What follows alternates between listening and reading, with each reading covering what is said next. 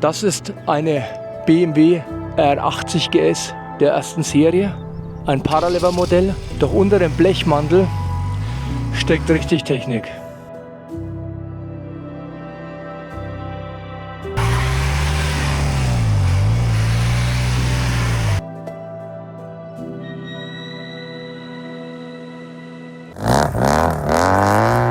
Hallo, ich bin der Manuel Schad von SVD Sports.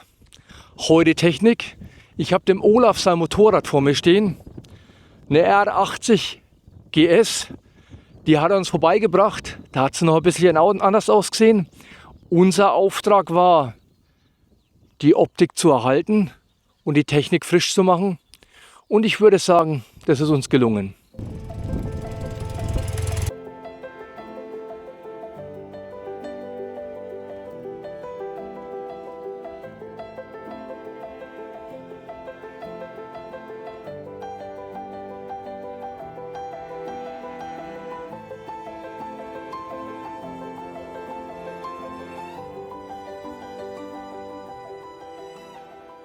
Die Basis dieses Motorrades ist die Paralever-Schwinge und die Sachs-Gabel von damals. Und für die Zeit war das auch ein gutes Fahrwerk. Doch heute ist alles schneller. Da willst du auch mit deinem Motorrad ein bisschen mitkommen. Da haben wir dem Olaf hier ein Tractive Federbein hinten verbaut, um ihm maximalen Komfort zu geben. Und vorne sind die Andreani Cartridges verbaut. Die sind das Pendant zu dem Federbein am Vorderrad. Die Gabel bügelt jetzt einiges weg. Mit dem Federbein hinten merkst du auch nichts mehr. Also das Motorrad läuft viel, viel ruhiger. Und ich würde sagen, das hat so einen richtigen Zeitsprung gemacht. Also aus der 40 Jahre alten Technik haben wir ein Motorrad der Moderne gemacht.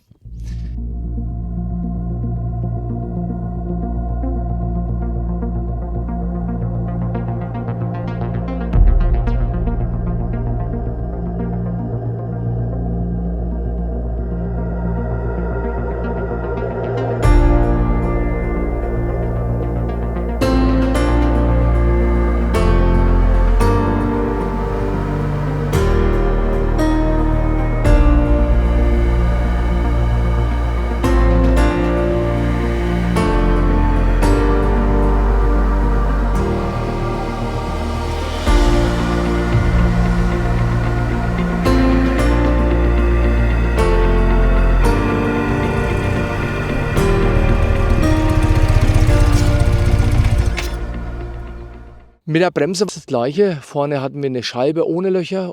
Die ist jetzt ersetzt worden gegen eine HE 320 mm Bremsscheibe mit einem Adapter für den 4-Kolben-Bremssattel der 1100er Modelle oder der R100R. Im hinteren Bereich war der Umbau schon viel aufwendiger. Hier haben wir von der K75 den Deckel des Endantriebes übernommen, die Bremszange vom Vierventiler verbaut, das eigens gefräste Rad von uns als 17 Zoll Ausführung mit der Bremsscheibe und eine Bremspumpe am Rahmen befestigt. Somit hat das Motorrad das erste Mal auch hinten Bremswirkung. War vorher wohl nicht ganz so. Ist gewöhnungsbedürftig, wenn du umsteigst von einem alten Motorrad auf das. Also du musst schon ein bisschen aufpassen, weil die Verzögerung, die ist merklich.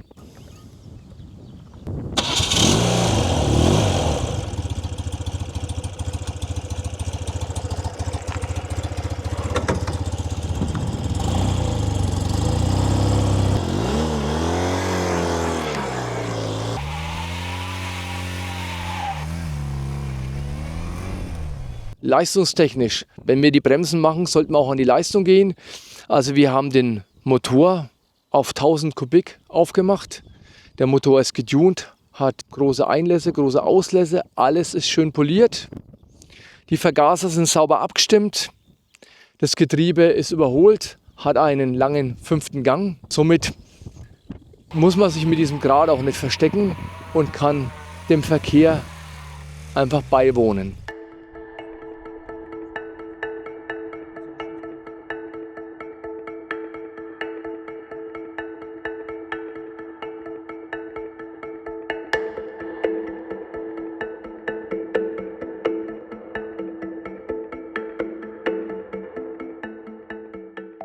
Lichttechnisch ist im vorderen Bereich ein LED-Scheinwerfer verbaut. Die Original-Fünsel H4 war damals Standard und war auch Standardtechnik, aber heute kannst du damit nichts mehr anfangen. Das ist wie wenn du mit der Grableuchte rumfährst.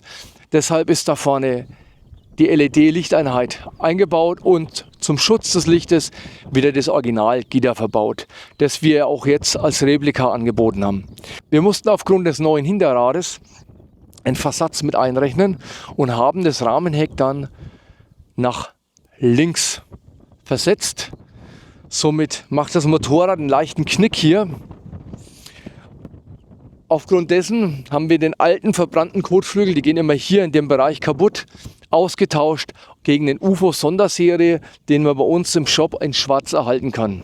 Damit aus dem Ganzen auch ein Schuh wird, haben wir vorne einen konventionellen Felgenring verbaut. Das ist die NH-Radnabe mit der 320er Bremsscheibe, mit einem Excel-Felgenring, und im hinteren Bereich ist es auch ein Excel-Felgenring, weil wir da unser Umbaurad für unser Vierventil-Umbauten genommen haben. Im ersten Moment fällt es vielleicht gar nicht so richtig auf, aber es passt wunderbar zu diesem Motorrad und macht das Motorrad nochmal ein ganzes Stück sportlicher.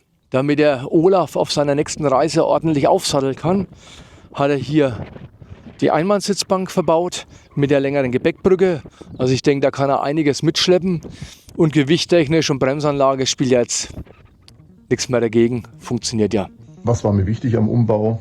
Die Sicherheit. Ich wollte ein bisschen mehr auf den Standard eines modernen Motorrads kommen, also von einer modernen GS, was Bremsverhalten, Fahrverhalten, ja einfach die Sicherheit angeht. Und das Zweite wäre, ich bin sehr groß und wollte einfach bequemer sitzen.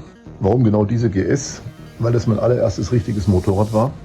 Ich habe die damals von einem Freund gekauft, der hat sie neu gekauft und wir haben zusammen schon ganz Europa bereist und ja, man bekommt einfach ein emotionales Verhältnis zu dem Motorrad. Deswegen wollte ich die GS behalten. Würde ich es wieder machen? Ich glaube ja. Noch kann ich es nicht sicher sagen. Die erste große Fahrt steht noch an nach Frankreich und danach kann ich sicher sagen, aber ich glaube, es war sein Geld wert. Was hat mich am meisten beeindruckt bei der ersten Fahrt, also überrascht hat mich das absolut bessere Fahrverhalten, wirklich 100% besser als vorher. Und das Zweite, einfach die funktionierende Hinterradbremse. Das hatte ich vorher noch nie, dass ich eine Hinterradbremse hatte, die wirklich greift.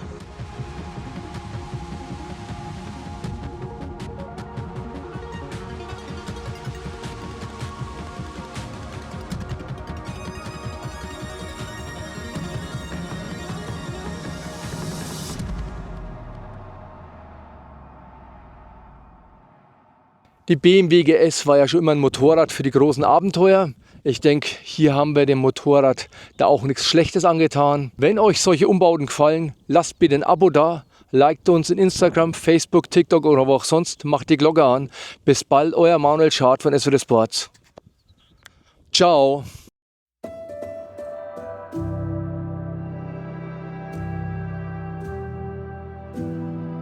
Irgendwas muss ich als Outro angeboten haben. Ne? So viel Wind haben wir echt schon lange nicht mehr gehabt. Ne?